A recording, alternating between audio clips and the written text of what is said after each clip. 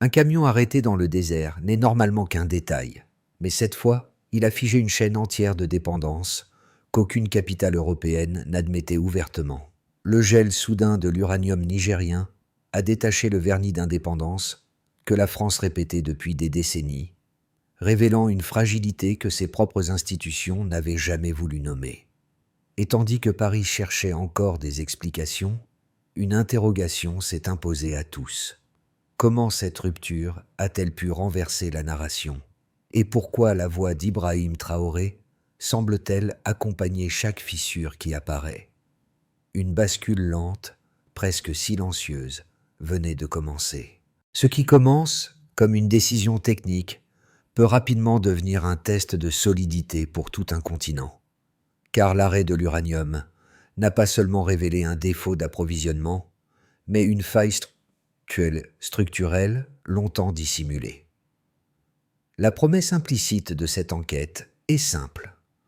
Comprendre comment un acte souverain, posé depuis Niamey, a suffi à déstabiliser une architecture énergétique que Paris présentait comme invulnérable. Le bénéfice est scolaire. Saisir les mécanismes réels du pouvoir permet d'anticiper les prochaines secousses, celles qui redessinent les hiérarchies, plutôt que de simplement les perturber.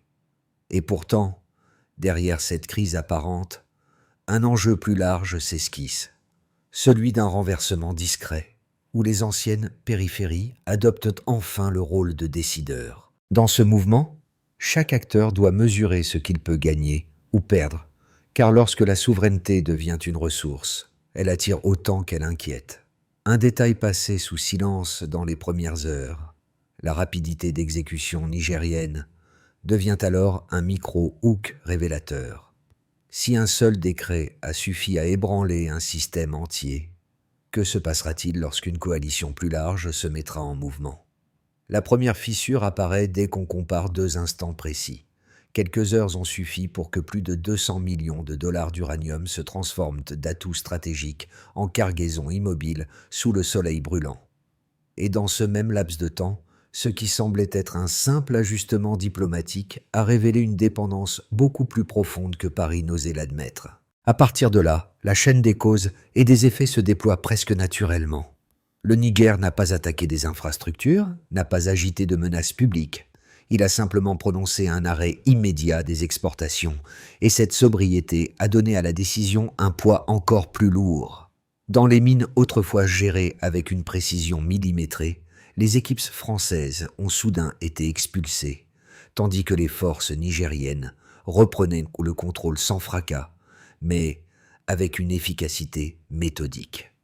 À Paris, les salles gouvernementales se sont remplies en urgence, témoignant non pas d'un danger militaire, mais d'un choc géoéconomique qui prenait tout le monde de vitesse. Pour comprendre l'onde de choc, il faut revenir au récit que la France a entretenu pendant 5 décennies, celui d'une autonomie énergétique célébrée, d'un nucléaire national présenté comme pilier de stabilité.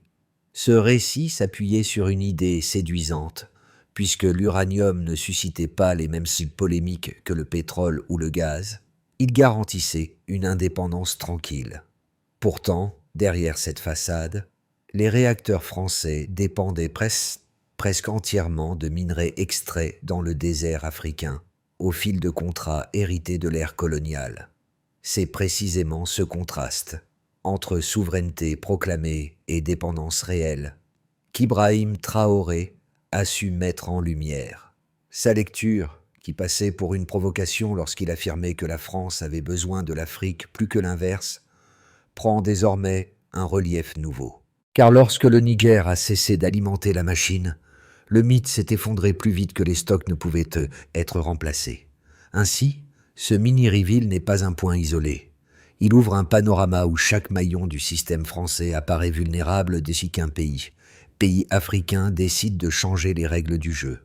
Pour suivre ce basculement avec clarté, il faut un fil conducteur, une voie qui aide à traverser la complexité sans la déformer.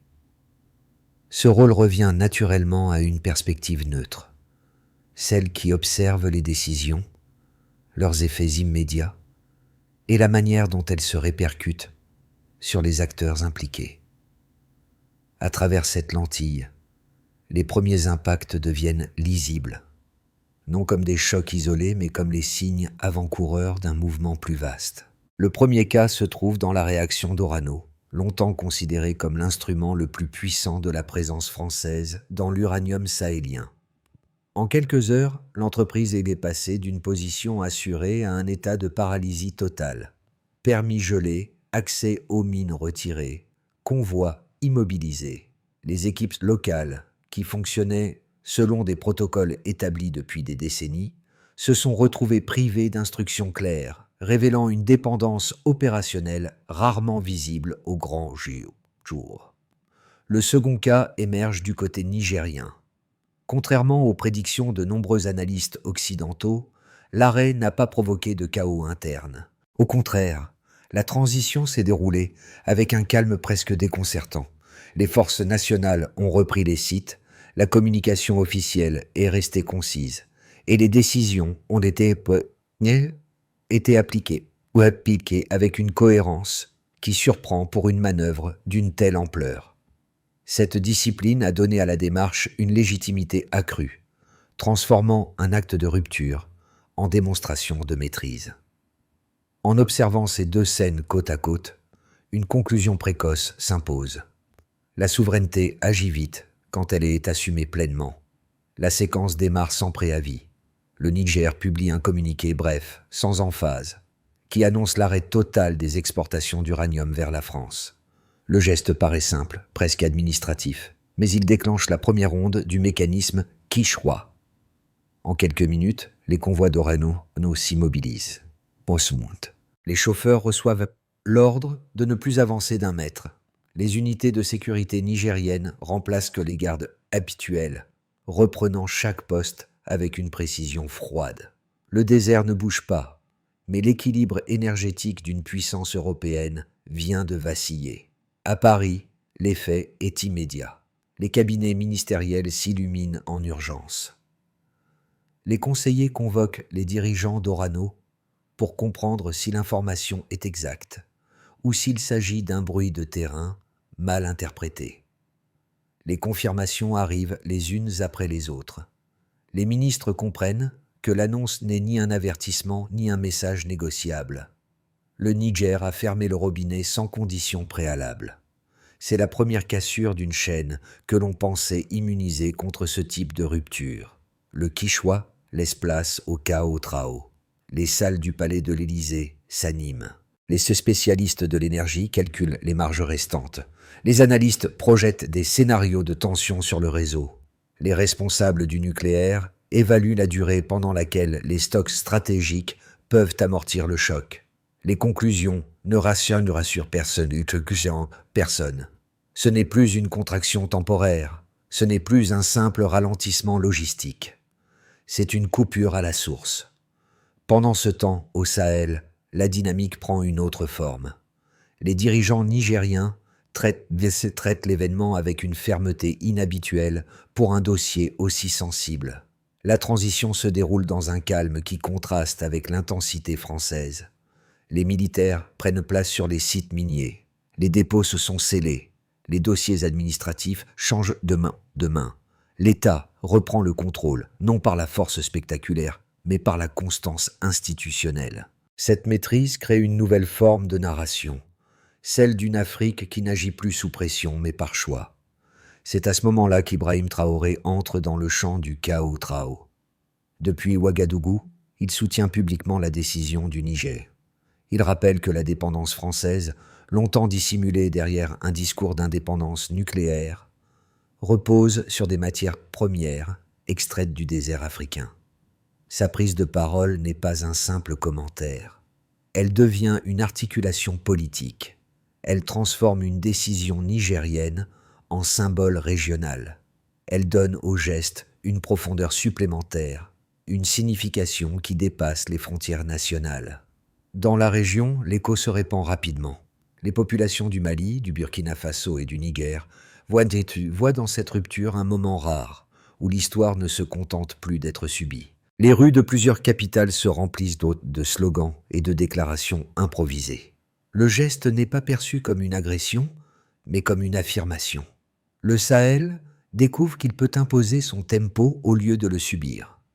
Le Cao Trao atteint un sommet lorsque les marchés européens réagissent violemment. Les actions liées au nucléaire oscillent. Les analystes prévoient des coûts accrus pour l'approvisionnement alternatif. Les entreprises anticipent des hausses qui toucheront rapidement les ménages. Le mythe de l'indépendance énergétique commence à se fissurer publiquement. Enfin vient la phase de Duchamp. Les gouvernements européens réévaluent leur stratégie. Les chancelleries accélèrent les réunions bilatérales. Les entreprises cherchent des fournisseurs plus éloignés et plus coûteux. Les populations prennent conscience que l'équilibre énergétique, présenté comme stable et prévisible, est désormais soumis aux décisions souveraines de pays africains longtemps marginalisés. Dans ce nouveau paysage, le geste initial du Niger n'est plus un événement isolé. C'est le premier mouvement d'un rééquilibrage. La transition vers les données révèle l'ampleur réelle du basculement. Les chiffres ne racontent jamais toute une histoire, mais ils en fixent les contours. Une rupture énergétique peut sembler abstraite tant qu'elle n'apparaît que dans les discours politiques. Elle prend une dimension concrète dès que les premiers indicateurs commencent à dériver. Ici, le choc se lit dans les volumes, les marchés et les délais, 3 domaines où la France pensait disposer de marges confortables. Le Niger a frappé précisément là où ses marges étaient plus étroites qu'on l'imaginait. Le premier repère chiffré est déjà connu. 70% de l'électricité française provient du nucléaire. Cette proportion transforme chaque variation d'approvisionnement en vulnérabilité nationale significative. Le deuxième repère se trouve dans la valeur de l'uranium immobilisé au moment de l'arrêt. Plus de 200 millions de dollars. Ce montant illustre la profondeur de l'engagement matériel français dans les chaînes d'extraction nigériennes. Le troisième repère concerne la population nigérienne. 42% des habitants vivent sous le seuil de pauvreté. Cette donnée explique pourquoi les discours sur la justice économique trouvent un écho immédiat et durable. Ces 3 indicateurs, s'ils sont pris ensemble, dessinent une topographie de la dépendance et de l'asymétrie. La France repose massivement sur une filière dont elle ne contrôle pas entièrement la base. Le Niger supporte depuis des décennies l'empreinte écologique et sociale d'un matériau qu'il ne valorise qu'à travers des contrats, hérités d'une autre époque. Cette dissymétrie, tolérée tant qu'elle restait invisible, devient intenable dès lors qu'elle est mise en lumière. L'arrêt des exportations ne fait alors qu'exposer ce qui existait déjà, une relation où les risques étaient supportés par l'un et les bénéfices par l'autre. Les décisions françaises, qui consistaient autrefois à segmenter les sources d'approvisionnement, se révèlent insuffisantes lorsque le principal fournisseur africain ferme sa porte. Les alternatives existent, certes, mais elles renvoient à des coûts plus élevés, des délais plus longs et une concurrence accrue. Les États qui extraient de l'uranium hors d'Afrique, qu'il s'agisse du Canada, du Kazakhstan ou de l'Ouzbékistan, savent que le rapport de force vient de changer. Un pays qui perd son fournisseur le plus accessible se retrouve immédiatement dans une position de faiblesse dans les négociations suivantes. Sur le terrain nigérien, les chiffres prennent une autre dimension. Les revenus issus de l'uranium ont alimenté des infrastructures limitées, souvent construites tardivement et maintenues dans un état de fragilité chronique. La décision de récupérer la gestion complète des sites vise à renverser cette trajectoire. L'idée n'est pas simplement de garder le minerai, mais d'en faire la pierre angulaire d'un développement interne. Les ministres nigériens évoquent déjà des réinvestissements dans l'éducation, la santé et les réseaux hydrauliques. Ce n'est pas un programme révolutionnaire, mais un repositionnement qui utilise enfin un levier resté longtemps accaparé. L'Europe, de son côté, apprend à lire la donnée sous un angle nouveau. L'illusion d'indépendance énergétique se fissure lorsque les courbes deviennent plus éloquentes que les discours.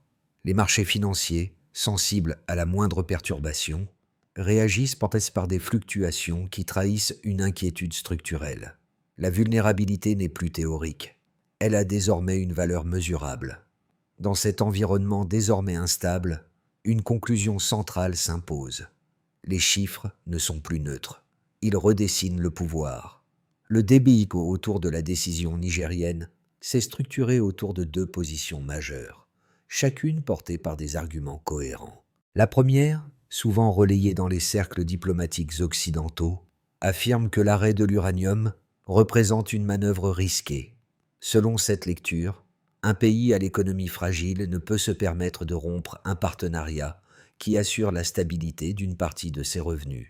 Les partisans de cette thèse rappellent que des organisations humanitaires ont dû réduire certaines opérations et que l'inflation locale s'est accentuée dans la foulée. Pour eux, le geste souverain, bien que symboliquement puissant, pourrait engendrer un coût social difficile à absorber à long terme. La seconde position considère au contraire que l'arrêt était inévitable et même nécessaire. Elle s'appuie sur des décennies d'inégalités structurelles. Un Niger qui fournit l'uranium essentiel à une puissance nucléaire européenne, tout en laissant 42% de sa population dans la pauvreté. Cette asymétrie, inscrite dans les contrats postcoloniaux, légitime l'idée d'un renversement radical. Les défenseurs de cette perspective soulignent que les mines, désormais contrôlées par l'État nigérien, peuvent devenir un levier de développement national au lieu d'un simple canal d'exportation. Dans cette optique, la coupure n'est pas un risque, mais le premier pas vers une correction historique. Face à ces deux visions, la réponse la plus solide se trouve dans les faits observés. Le Niger n'a pas plongé dans le chaos institutionnel, contrairement aux prédictions les plus alarmistes. Les sites miniers ont été sécurisés sans violence, les expéditions ont été gelées de manière ordonnée, et la communication officielle est restée transparente. Du côté français, l'impact a été immédiat. Les marchés ont réagi. Orano a perdu le contrôle des zones extraites, et l'Élysée a convoqué des réunions d'urgence. Ces données montrent que la question n'est pas de savoir si le geste était risqué, mais pour qui il l'était réellement. Un seuil vient d'être franchi. À ce moment médian, ce n'est plus l'impact immédiat qui importe, mais la manière dont les positions se cristallisent. L'Europe cherche des alternatives coûteuses, tandis que les marchés reconnaissent qu'une fracture durable s'est ouverte. Du côté nigérien, la fermeté surprend encore par sa constance. Les sites restent verrouillés, les décisions demeurent cohérentes, et les communications, volontairement brèves, affirment un contrôle assumé. C'est ici qu'intervient la révélation centrale. L'arrêt n'a jamais été conçu comme un geste isolé. Il s'inscrit dans un mouvement qui dépasse les frontières nationales. Lorsque Ibrahim Traoré soutient publiquement la décision du Niger, il transforme un acte souverain en une déclaration régionale. Ce basculement modifie l'équation géopolitique, car un pays isolé est vulnérable, mais une coalition même informelle peut imposer un contexte inédit aux anciennes puissances. Les signaux venus du Sahel l'indiquent clairement. Les dirigeants du Mali, du Burkina Faso et du Niger ne réagissent plus séparément, mais se positionnent en miroir, chacun consolidant la décision de l'autre. Cette synchronisation implicite rend l'onde de choc plus profonde que prévu. Elle marque la fin d'une époque où les décisions africaines étaient absorbées sans conséquences globales. Les conséquences de cette rupture se déploient en 4 cercles distincts, chacun révélant une facette du basculement. Le premier concerne les nations nationales, comme on pourrait dire les nations directement concernées, celles qui vivent directement l'impact de la décision. Au Niger, la réaction publique s'est affirmée progressivement. Réunions locales, discussions sur un fonds souverain, regain d'attention sur la redistribution. Les Nigériens, longtemps habitués à voir la richesse minérale quitter le pays sans contrepartie visible, découvrent une possibilité nouvelle, que leur uranium soit enfin mis au service de leur propre développement. Cette dynamique n'efface pas les inquiétudes sur l'inflation ou la réduction de certaines aides, mais elle modifie la manière dont le débat politique s'articule. Le Burkina Faso, lui, observe cette bascule avec la voix insistante d'Ibrahim Traoré, qui rappelle que la maîtrise des ressources n'est pas un slogan mais un axe stratégique. Le deuxième cercle touche les douaniers, c'est-à-dire les entreprises impliquées, en particulier celles dont la stabilité dépend d'une chaîne d'approvisionnement linéaire. Orano a perdu l'accès à ces sites, son action a fléchi, et ses planificateurs ont dû repenser l'intégralité de leur logistique. Les entreprises européennes du secteur énergétique calculent désormais les surcoûts induits par la recherche de fournisseurs plus éloignés. Les industriels comprennent que la fiabilité d'un approvisionnement ne se mesure plus uniquement à la capacité technique, mais à la résilience politique du partenaire. Chaque mégawatt produit en France porte désormais un coût implicite que l'on ne peut plus ignorer. Le troisième cercle englobe les Enguedonnes. Autrement dit, les populations de la région à l'échelle régionale. Les populations du Sahel, souvent spectatrices de décisions prises ailleurs, voient dans cette rupture un moment de fierté collective. À Bamako, à Niamey, à Ouagadougou, les proclamations publiques et les chants improvisés traduisent un sentiment rare, celui de ne plus subir la géopolitique, mais d'y prendre part. Cependant, cette même dynamique suscite des inquiétudes légitimes. Est-il possible de tenir la ligne sans retomber dans une autre forme de dépendance, que ce soit vers Moscou, Pékin ou New Delhi? Les communautés locales comprennent que la marge de manœuvre existe, mais que le coût de la souveraineté sera tangible. Le quatrième cercle concerne les coûts VUC. En parlant ici du contexte international, c'est-à-dire l'environnement international, qui réagit à la perte d'un pilier européen. Les États-Unis n'ont pas communiqué publiquement, mais les notes internes mentionnées dans la source montrent un repositionnement discret. La Russie voit une ouverture pour renforcer sa présence dans le Sahel, tandis que la Chine propose des infrastructures en échange d'un accès différé aux ressources. L'Europe, elle, prend conscience que son modèle énergétique comporte un point d'appui devenu instable.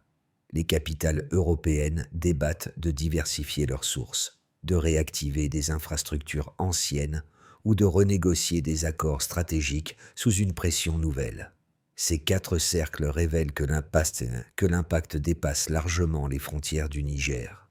Ce n'est plus une perturbation, mais une redistribution silencieuse, où chaque acteur réévalue sa place dans un échiquier en mouvement. Les prochains mois vont dépendre de 3 trajectoires possibles, chacune façonnée par la manière dont les acteurs ajusteront leur position face à un rapport de force désormais modifié. Rien n'est figé, mais les lignes directrices se dessinent déjà, alimentées par les réactions politiques, les mouvements des marchés et les ajustements diplomatiques observés depuis l'annonce de l'arrêt. Le scénario de base repose sur une stabilisation progressive. Le Niger maintient sa décision, tout en ouvrant un dialogue contrôlé avec certains partenaires pour garantir l'écoulement de ses autres ressources. Les discussions internes sur un fonds souverain avancent, même si leur mise en œuvre reste prudente. La France cherche des sources alternatives d'uranium, probablement plus coûteuses, mais capables de couvrir une partie de ses besoins dans des délais raisonnables. Les marchés, après une période de tension, se rééquilibrent autour d'un nouveau prix de référence. L'Europe apprend à fonctionner dans un cadre où la dépendance doit être assumée plutôt que dissimulée. Le scénario optimiste imagine une consolidation du Sahel comme bloc stratégique. Le Niger, le Mali et le Burkina Faso harmonisent leurs politiques de ressources, établissent des mécanismes communs de taxation et renforcent leur capacité à négocier ensemble. Les contrats historiques sont renégociés ou remplacés par des accords plus équitables. Les investisseurs extérieurs, qu'ils viennent d'Asie, d'Amérique latine ou du Moyen-Orient, acceptent de travailler sous de nouvelles conditions imposées par la région. L'Afrique de l'Ouest sort alors du statut de simple fournisseur pour devenir un acteur normatif, capable d'influencer les règles du jeu. Le scénario pessimiste évoque une pression cumulée trop forte. Le Niger fait face à une inflation persistante.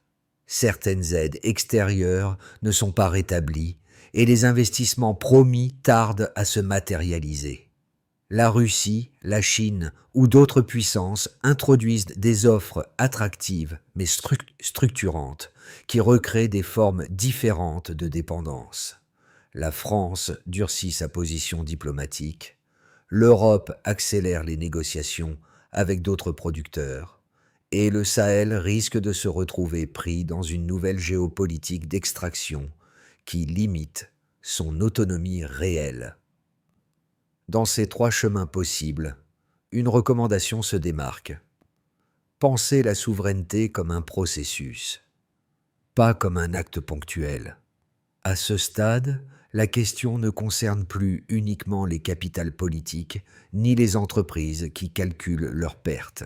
Elle touche des publics très différents, chacun lisant la rupture sous un angle façonné par sa propre réalité. Trois groupes se dessinent alors, révélant comment un même événement peut provoquer des résonances multiples.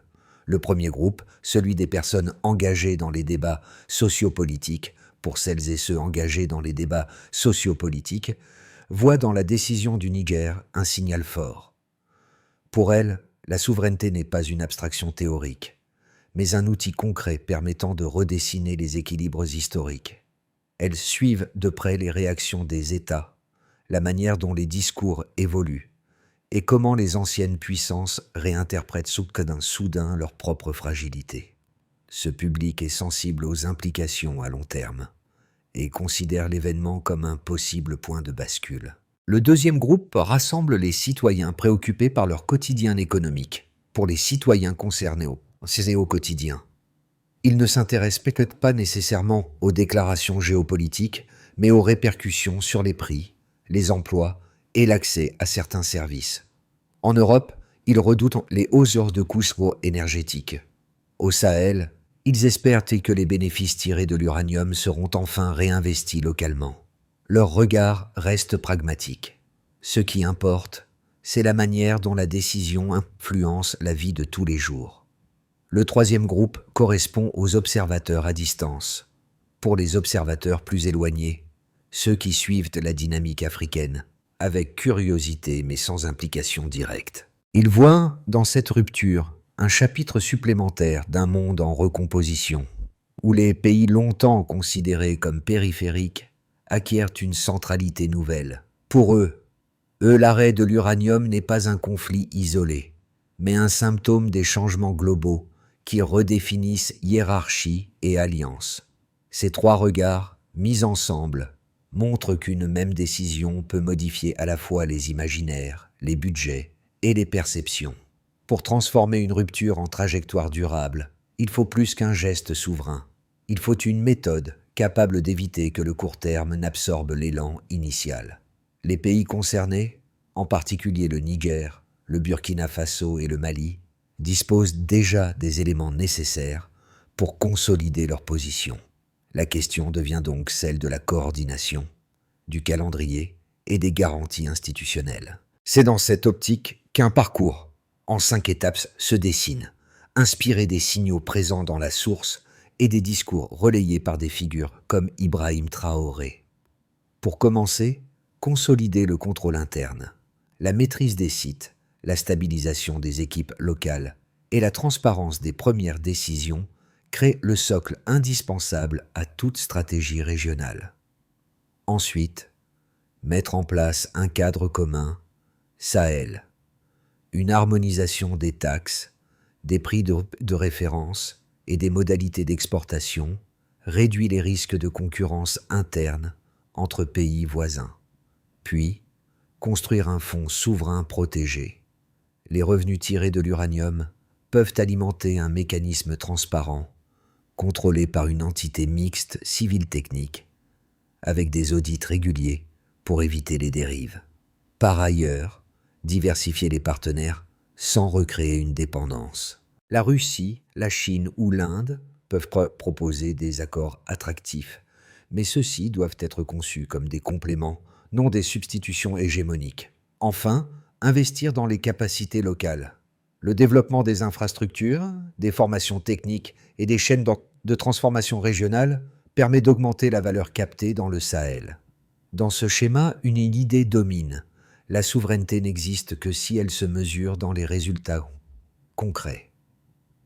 Lorsque l'on revient à la posture d'observateur neutre évoquée plus tôt, celle qui suivait les premières secousses avec prudence, on constate que le paysage, n'a plus la même forme. Les détails qui semblaient anecdotiques au début, un convoi arrêté, une annonce sèche, un bureau vidé, portent désormais le poids d'un tournant historique. Le fil conducteur qu'on utilisait pour comprendre les impacts initiaux devient aujourd'hui un repère pour mesurer la portée de ce moment. Dans cette transformation, une figure s'inscrit avec une constance surprenante. Ibrahim Traoré, non pas comme héros romantisé, mais comme symbole d'une parole qui libère des vérités longtemps tenues en marge. Sa manière de replacer les ressources africaines au centre du calcul stratégique redonne une cohérence à ce qui, pendant des décennies, semblait disloqué entre intérêts extérieurs et réalité locale. Les populations du Sahel, qui voyaient autrefois ces dossiers se régler loin d'elles, ressentent maintenant une proximité nouvelle avec les décisions. Elles ne regardent pas la crise comme un accident, mais comme un passage, un seuil où les choix institutionnels rencontrent enfin les aspirations humaines. Et c'est dans cette rencontre que surgit la phrase qui résume tout. Les peuples reconnaissent ce qui leur revient.